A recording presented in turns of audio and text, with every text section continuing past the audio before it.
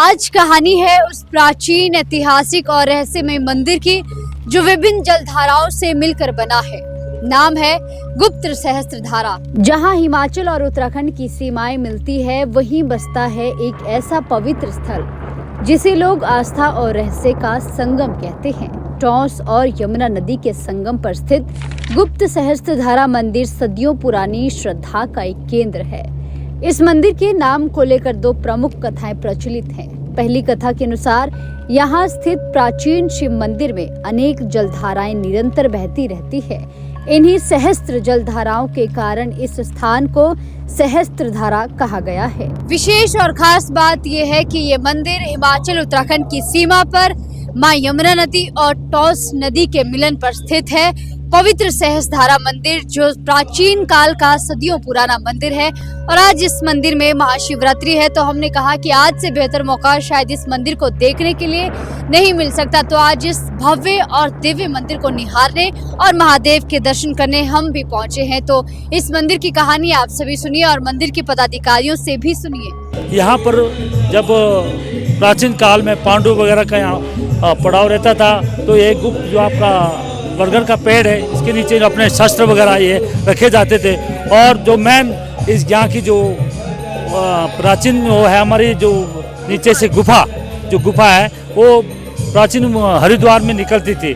जो पवित्र जलधाराएं यहाँ पर बहती हैं उसका क्या रहस्य है? जो यहाँ पे पवित्र जलधारा है उसी के नाम से ही वो सैकड़ों धाराएं बहती है, उसी के नाम से ही ये सहस्त्रधारा जो नाम पड़ा है उसी के नाम से पड़ा है। क्या वो जलधाराएं भी उसी महाभारत काल की? ये हजारों साल पहले जब महाभारत काल में पांडवों को एक अज्ञातवास हुआ था, तो यहाँ पर कालसी में उत्तराखंड में एक राजा विराट होता था।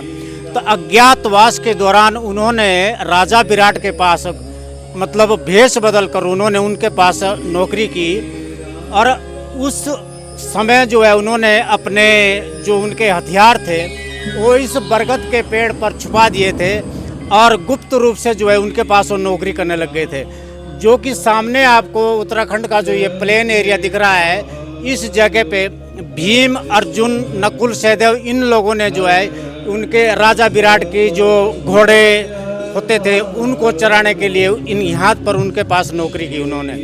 और जो जिसकी मेन जो बात है सहस्त्रधारा की, इस जगह पर पवित्र जगह पर हजारों सैकड़ों धाराएं जो बहती है, पवित्र धाराएं आज भी है जिसका लोग स्नान करते हैं। जैसे किसी को चर्म रोग है वो सब ठीक हो जाते हैं, इतना पवित्र जल है वो। स्थानीय मान्यता है कि महाभारत काल में पांडवों ने अपने अज्ञातवास के दौरान यहाँ 1 वर्ष बिताया था। कहा जाता है कि पहाड़ी खिसकने के बाद यह मंदिर भूमि के भीतर समा गया और तभी से इसके नाम के साथ जुड़ गया गुप्त। सभी भक्तों को ओम नमो नारायण। शिवरात्रि की सबको बहुत बहुत शुभकामनाएं। भगवान शिव सबका मंगल करे, सबका कल्याण करे। ये गुप्त सहस्त्रधारा पांडवों के अज्ञातवास के समय का स्थान है, जहां उन्होंने 1 साल तक पूजा की। यहाँ गुप्त स्थान पर अपने शस्त्रों को छुपाया था। यहाँ से वो राजा विराट के यहाँ काम करने जाते थे भेष बदल कर। तो शिवरात्रि के अवसर पर यहाँ भक्तों की बहुत भीड़ लगी रहती है। 4 राज्यों से यहाँ श्रद्धालु शिवरात्रि के लिए पहुँचते हैं। और पांडवों का प्राचीन शिवलिंग यहाँ गुप्त हो रखा है, तो इसीलिए यहाँ का नाम गुप्त सहस्त्रधारा है। सभी श्रद्धालुओं से अनुरोध है यहाँ शराब लेकर ना आए, मांस लेकर ना आए, यहाँ गंदगी ना फैलाए। शिवरात्रि की सबको बहुत बहुत बधाई। दूसरी कथा जुड़ी है यहाँ की एक रहस्यमय गुफा से। मान्यता है कि इस गुफा का एक छोर सीधे हरिद्वार तक जाता है। हालांकि इसका कोई वैज्ञानिक प्रमाण अभी तक नहीं मिल पाया है, लेकिन आस्था आज भी कायम है। यहाँ पर गुप्त सहस्त्रधारा में, जो कि एक बहुत ही धार्मिक और तीर्थ स्थल है, कहते हैं कि पांडव जो है वो लंबे समय तक यहाँ पे रहे थे अज्ञातवास के टाइम पे। और उनके यहाँ रहने का अर्थ ये भी था कि जो ये सामने नदी है, तमसा नदी, जिसको कि आजकल टॉस नदी के नाम से जाना जाता है, यहीं पर ये यमुना जी के साथ मिलकर माँ यमुना बनती है। और इस समय पर अज्ञातवास में इस स्थान पर पांडव जो है वो 1 साल तक रहे थे। कहते हैं कि इसी बरगद के वृक्ष में उन लोगों ने उस समय अपने अस्त्रों को छुपाया था और लंबे समय तक यहाँ रहे थे। एक द्वंद कथा के अनुसार ये भी कहा जाता है कि यहाँ पर एक बहुत ही बड़ा शिवालय उन्होंने बनाया था, जो कि समय के साथ साथ आगे आते समय वो किसी प्राकृतिक आपदा के कारण ढह गया और गुप्त हो गया। इसीलिए इस स्थान का नाम गुप्त सहस्त्रधारा पड़ा। और जो सहस्त्रधारा है, आपने भी आते हुए देखा होगा कि कई तरह की जो झरने हैं, कई तरह की धाराएं यहाँ पर बहती है।